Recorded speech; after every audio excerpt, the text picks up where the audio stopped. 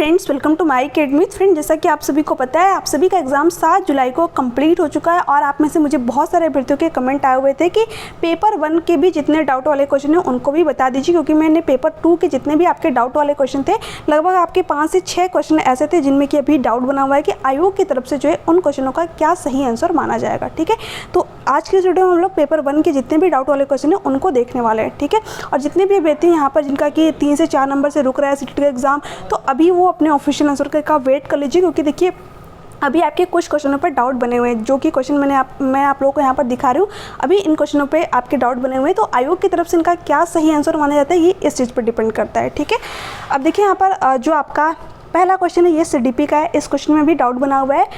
Henge की दुविधा को पेश किए जाने पर अरुणिमा तर्क देती है, कानून इस स्थिति में दवा लेना वास्तव में सही नहीं है, लेकिन यह उचित है।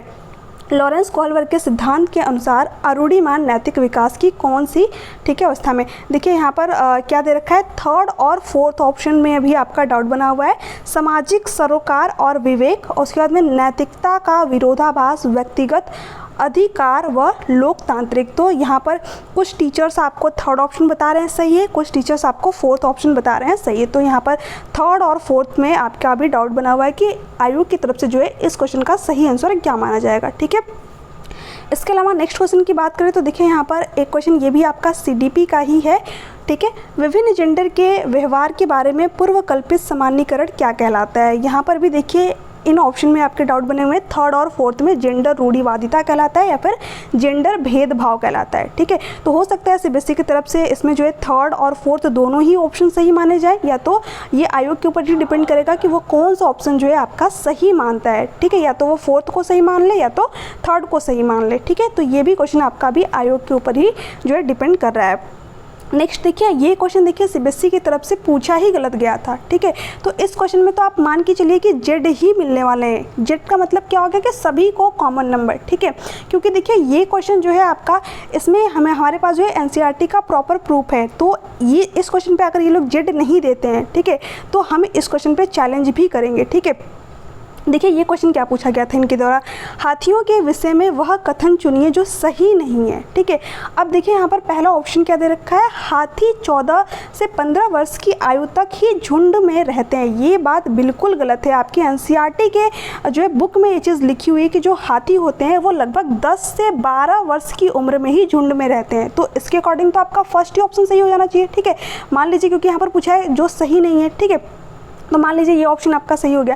इसके अलावा देखिए इन्होंने सेकंड ऑप्शन क्या दे रखा है, 15 वर्ष से अधिक आयु के हाथी झुंड छोड़ देते हैं और अकेले ही रहते हैं। देखिए जो 10 से 12 वर्ष के हाथी रहते हैं वो तभी वो झुंड छोड़ देते हैं। ठीक है, 15 वर्ष तक नहीं जाते, वो 12 वर्ष की उम्र तक ही वो अपना झुंड छोड़ देते हैं। तो ये भी आपका गलत कथन है, तो ये भी सही होना चाहिए था। ठीक है, तो 2 ऑप्शन आपके यहाँ पर सही हो गए। इसके अलावा देखिए हथिनियाँ झुंड में रहती है, ये कथन बिल्कुल सही है, बट हमसे यहाँ पर गलत कथन बताना था, तो ये तो ऑप्शन आपका यहाँ पर जो है सही है, तो ये आपका यहाँ पर नहीं होगा।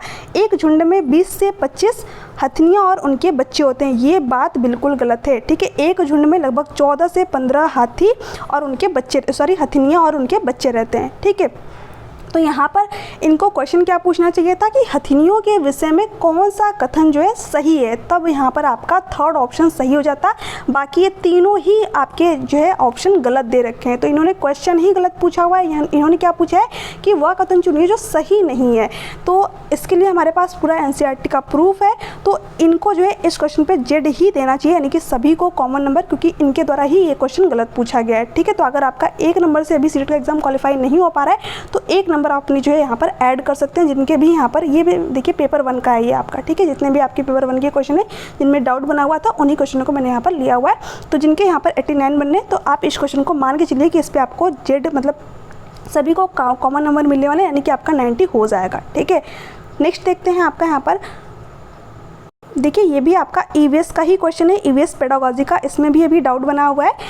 EVS पढ़ाते समय एक शिक्षक निम्नलिखित विधियों का पालन करता है, सोचो, जोड़ो, साझा करो, ट्यूशन, जिज्ञासा, रणनीति, सहपाठी, पुनः परीक्षण, यह उदाहरण है।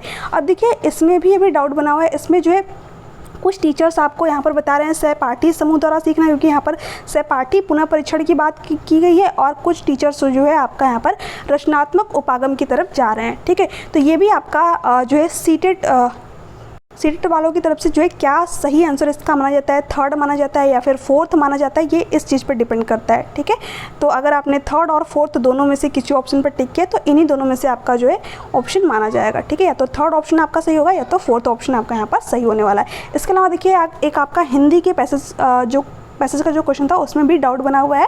हालांकि मैंने यहाँ पर पैसेज नहीं लिया हुआ है क्योंकि पैसेज तो आप सभी ने पढ़ ही रखा है। ठीक है, तो जो क्वेश्चन डाउट वाला था मैंने उसको यहाँ पर लिया हुआ है। गद्यांश के अनुसार मनुष्य में डैश का बहुत महत्व है। तो देखिए यहाँ पर अगर आप पैसेज को पढ़ेंगे तो उसमें लक्ष्य के बारे में भी बात हुई है और अंकुश के बारे में भी बात हुई है। तो यहाँ पर 1 और 4 में से कोई भी आपका ऑप्शन सही हो सकता है। ठीक है, तो ये आपके कुछ थे, लगभग 5 से 6 क्वेश्चन ऐसे थे जो कि आपके पेपर 1 में अभी डाउट वाले क्वेश्चन है।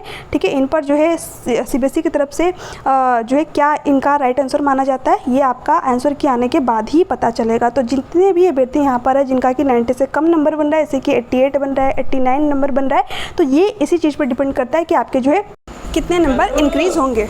ठीक है, तो आप लोगों को अभी परेशान होने की ज़रूरत नहीं है। जिनका भी 1 या 2 नंबर से रुक रहा है, ठीक है, वो अपने ऑफिशियल आंसर की का वेट कर ले, उसके बाद ही जो है पता चलेगा कि किसके नंबर जो है यहाँ पर इंक्रीज है। वैसे ज़्यादातर केसेस में जो आपके नंबर होते हैं वो इंक्रीज ही होते हैं। ठीक है, अब देखिए यहाँ पर जितने भी अभ्यर्थी OBC SC और ST कैटेगरी से बिलोंग करते हैं तो उनको 82 ही नंबर चाहिए। ठीक है, तो अगर आप जो है 81 या फिर 80 पर आपका नंबर यहाँ पर आया हुआ है तो अभी आप अपने आंसर की का वेट करिए और हो सकता है कि जो आपके आंसर की है उसमें आपका जो है नंबर आपको इंक्रीज देखने को मिले। ठीक है, इंक्रीज ही देखने को मिलेगा। बहुत ही रेयर केस होता है कि उसमें आपको जो है नंबर 1 से 2 नंबर का डिफरेंस देखने को मिलता है। वैसे तो जो आपके नंबर होते हैं लगभग 3 से 4 जो है इंक्रीज ही हो जाते हैं। ठीक है, तो ये सारी चीज़ें थी जो कि मैंने आप लोगों के साथ में डिस्कस किया। आई होप कि जो भी आपके डाउट थे वो आज की इस वीडियो से क्लियर हुए होंगे।